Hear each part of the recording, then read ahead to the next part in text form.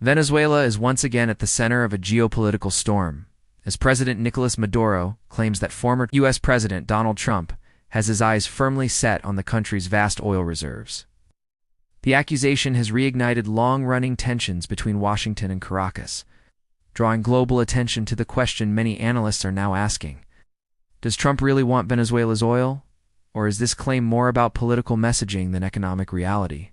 The comments from Maduro come amid renewed uncertainty over U.S.-Venezuela relations, especially as Trump's rhetoric on energy independence, sanctions, and America First policies resurfaces on the campaign trail. Venezuela, home to the world's largest proven oil reserves, has long accused the United States of attempting to control or exploit its energy resources.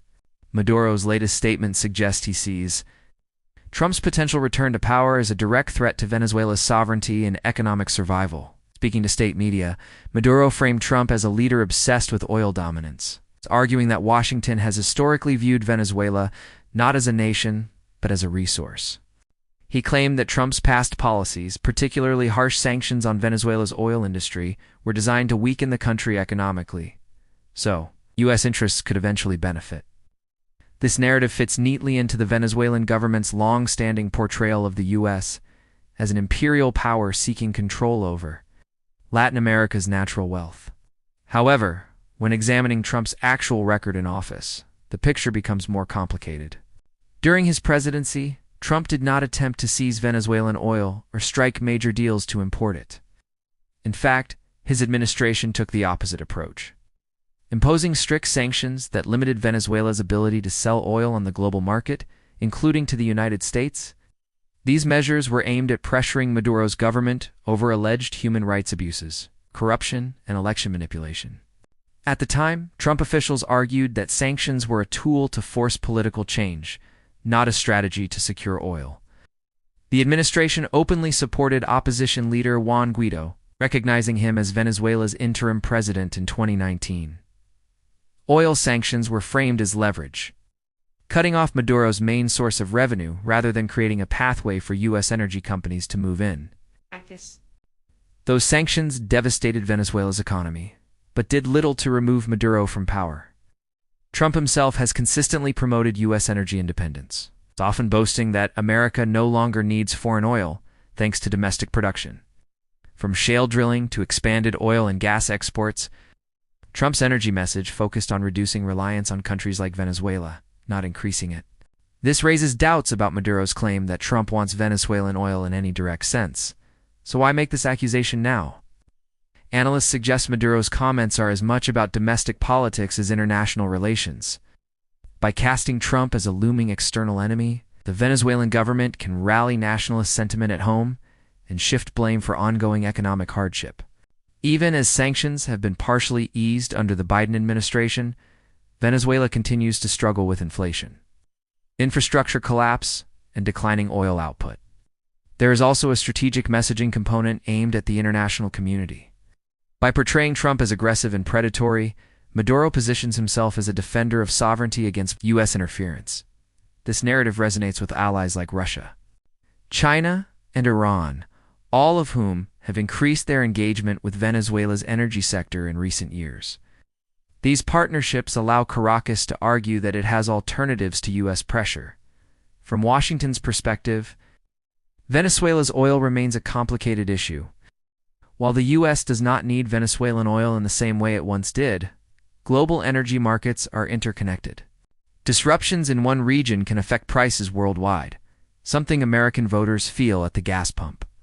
This reality partly explains why the Biden administration eased some sanctions in 2023, allowing limited oil transactions in exchange for promises of electoral reforms in Venezuela.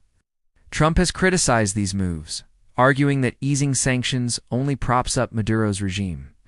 If Trump returns to office, many experts expect a return to maximum pressure policies rather than a push for oil deals. That would suggest Trump's priority is political leverage and ideological opposition, not access to Venezuelan crude. Still, oil remains central to the relationship whether anyone wants it or not. Venezuela's economy is almost entirely dependent on oil exports, making energy policy inseparable from diplomacy.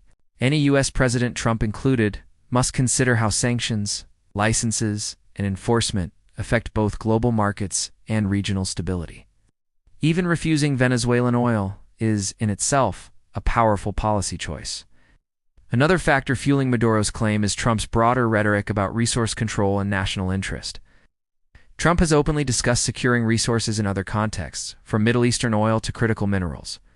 While Venezuela has never been mentioned explicitly in this way, Maduro may be extrapolating from Trump's worldview, one that frames international relations as transactional and competitive. Critics of Maduro argue that the accusation is misleading and oversimplified. They point out that Venezuela's oil industry has collapsed largely due to mismanagement, corruption, and lack of investment, not just U.S. sanctions. Production has fallen dramatically over the past decade, leaving much of the oil underground and inaccessible without foreign expertise. In this sense, the idea that Trump is eager to take Venezuelan oil ignores the enormous challenges involved. Ultimately, the truth likely lies somewhere between political theater and strategic concern. Trump does not appear to want Venezuelan oil in the traditional sense of securing supply or ownership. However, Venezuela's oil remains a key pressure point in U.S. foreign policy, and Trump has shown he is willing to use economic tools aggressively to pursue political goals. For Maduro, framing that pressure as an attempt to steal oil is a powerful and emotionally resonant message. As the 2024 election cycle intensifies, rhetoric on both sides is likely to escalate. Venezuela will continue to watch U.S. politics closely, knowing that the outcome could shape its economic future. Whether Trump truly wants Venezuela's oil may be less important than how oil is used as a symbol of power, resistance, and leverage in an increasingly polarized world. For now, Maduro's claim serves its purpose, drawing attention, stoking suspicion, and reinforcing a familiar narrative of confrontation. But the reality of U.S.-Venezuela relations, shaped by sanctions diplomacy and global energy dynamics, remains far more complex than a simple fight over oil.